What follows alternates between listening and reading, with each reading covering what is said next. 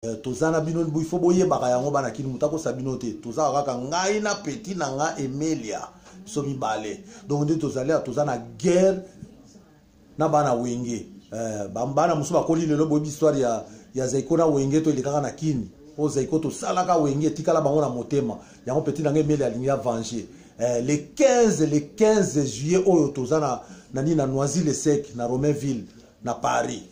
Toza kuna donc guerre Zaiko contre Wenge, donc les César di Klalanga contre Wenge. Nenge boyebi kaka mikolo nazo na tout terrain nazo panza partout. Na bi ke bomona ba image.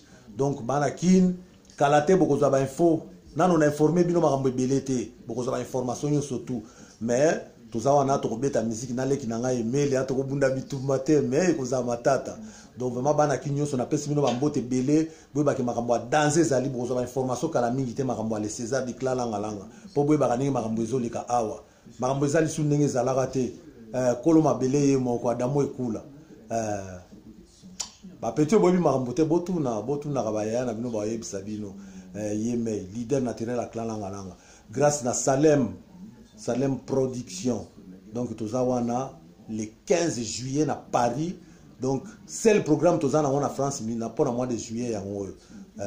Na pesi bino ba mbote belé boyebi ka calmos. Bakalate to komona. Kitoko, merci beaucoup.